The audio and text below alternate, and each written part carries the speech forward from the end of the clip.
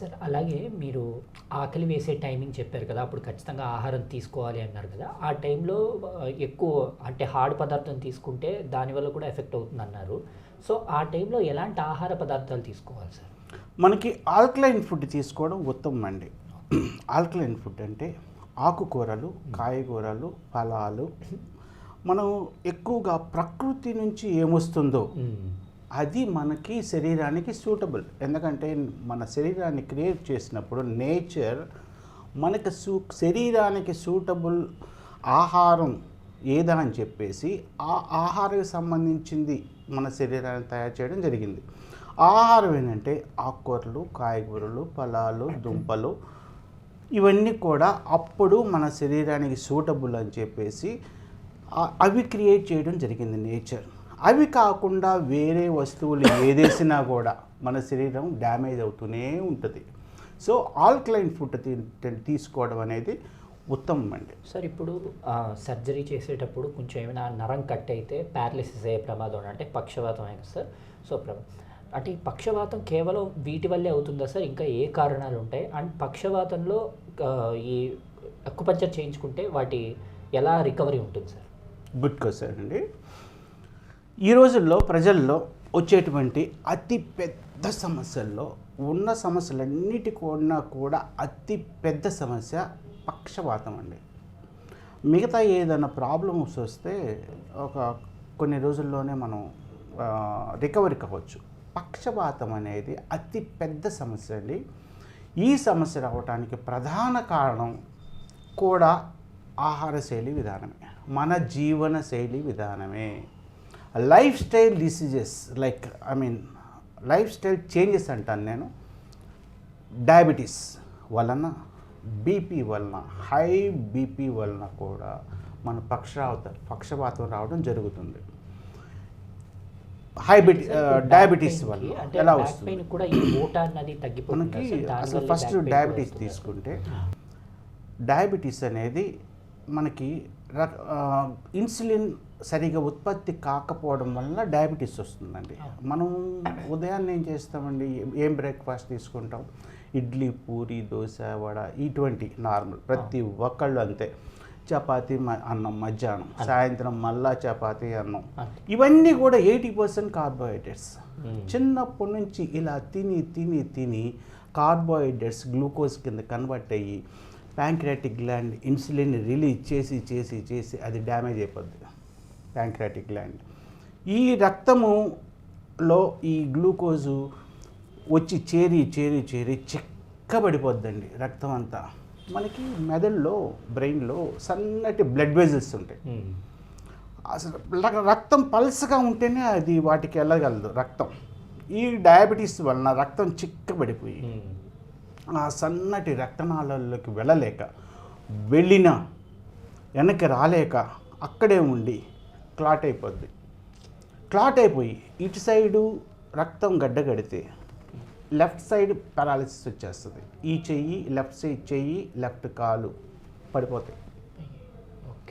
Right side blood clot అయింది అనుకోండి, left side blood clot అయితే రైట్ సైడ్ కాలు చెయ్యి పడిపోద్ది. ఇక్కడ స్పీచ్ గ్లాండ్ ఉంటుంది. ఆ స్పీచ్ గ్లాండ్ కూడా దెబ్బతిని మాట కూడా పడిపోతుంది. ఈ విధంగా డయాబెటీస్ వల్ల పక్షవాతం రావడానికి చాలా ఛాన్సెస్ ఉందండి. ఇంకోటి హై బీపీ. హై బీపీ అనేది మనకి బ్లడ్ ప్రెషర్,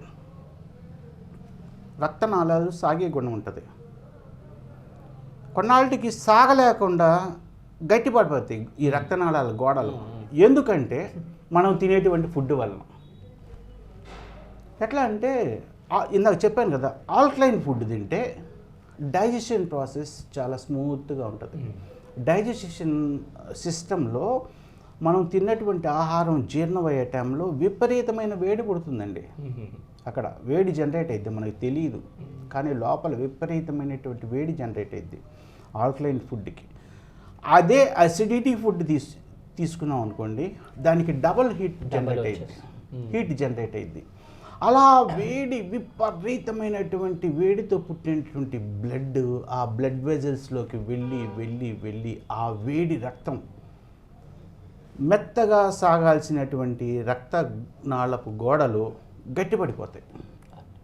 మెత్తగా ఉందనుకోండి, బ్లడ్ ఎక్కువ వెళ్ళిపోతే ఇట్లా సాగిద్ది, ప్రెషర్ ఉండదు. బ్లడ్ ప్రెషర్ అంటే ఆ ప్రవహించేటి వేగం, రక్తం ప్రవహించేటువంటి వేగం. లావుగా ఉన్నటువంటి గొట్టంలో స్మూత్గా వెళ్తుంది అనుకోండి, అదే సన్నబడి కుంచుంచిపోతే అది వెళ్ళడానికి స్పీడ్ పెరిగిద్ది, ప్రెషర్ ఎక్కువైపోద్ది. ఆ ప్రెషర్ ఎక్కువైపోయి ఇందాక చెప్పాం కదా, మెదడులో ఉన్నటువంటి ఆ సన్నటి రక్తనాళాలు ఈ మనిషి ఇంట్లో సమస్య వలన, ఏ ఆర్థిక సమస్య వలన, ఎవరి మీద కోపం వల్ల, బాగా విపరీతమైనటువంటి కోపంతోనూ అరిచినప్పుడు, బాగా టెన్షన్ పడ్డప్పుడు బ్లడ్ ప్రెషర్ విపరీతంగా పెరిగిపోయి ఇక్కడ సన్ననాళాల్లో ఆ స్పీడ్ ఎక్కువైపోయి మెదడులో ఫట్మని పగిలిపోతాయి బ్లడ్ వెజల్స్. ఎప్పుడైతే పగిలిపోయినాయో ఆ బ్లడ్ బయటకు వచ్చి క్లాట్ అయ్యి సిగ్నల్స్ వ్యవస్థ దెబ్బతిని మళ్ళీ paralysis left side. Right side అయితే ఈ లెఫ్ట్ సైడ్ మనకి క్లాట్ కడితే బయటకు వచ్చి రైట్ సైడ్ పెరాలిసిస్ వస్తుంది. ఈ విధంగా మన ఆహారపు అలవాట్ల వల్లనే ఈ పెరాలిసిస్ కూడా రావడం జరుగుతుందండి.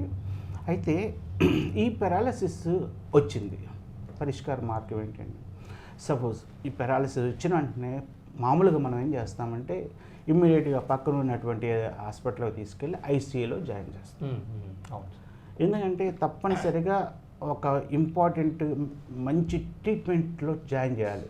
ఎందుకంటే అప్పటికి ఆ పేషెంటు హైరామా అయిపోతుంటాడు, ఏమైపోయింది, బతుకుతానా లేదా, చచ్చిపోతానేమో అనేటువంటిది సివియర్గా అయిపోతుంది. అటువంటి పేషెంట్కి ఒక్కసారిగా ఐసీయూలో జాయిన్ చేసేసరికి కొంచెం ధైర్యం వస్తుంది, నన్ను బాగు చేస్తున్నారు అని. అలా ఒక 4 రోజులు 2 నెలలు ఉంచుకొని ఇక పంపించేస్తారు బయటికి. ఇక ఏ ఫిజియోథెరపీనో లేకపోతే ఏదో ఒకటి చేయించండి అని వాళ్ళు తీసుకొచ్చి ఫిజియోథెరపీ చేపిస్తారు. వాళ్ళు ఎలా పడిపోయిన చేయని ఇంతవరకు లేపగలరు, మజిల్ స్ట్రెంథనింగ్ చేస్తారు అంతే వాళ్ళు. కానీ మన ఆక్యుపంక్చర్ ట్రీట్మెంట్ ద్వారా ఇంటర్నల్గా పాయింట్స్ని యాక్టివేట్ చేసి వాళ్ళ పనులు వాళ్ళు చేసుకునే విధంగా తయారు చేస్తాం మేము. ఎందుకంటే ఒక పెరాలిసిస్ని వచ్చినటువంటి వ్యక్తి తప్పనిసరిగా ఇంకొకళ్ళ మీద ఆధారపడతారు. బాత్రూమ్కి వెళ్ళాలన్నా, అన్నం తినాలన్నా, అతను ఏ చిన్న పని చేసుకోవాలన్నా కూడా ఇంకొక వ్యక్తి మీద ఆధారపడడం జరుగుతుందని.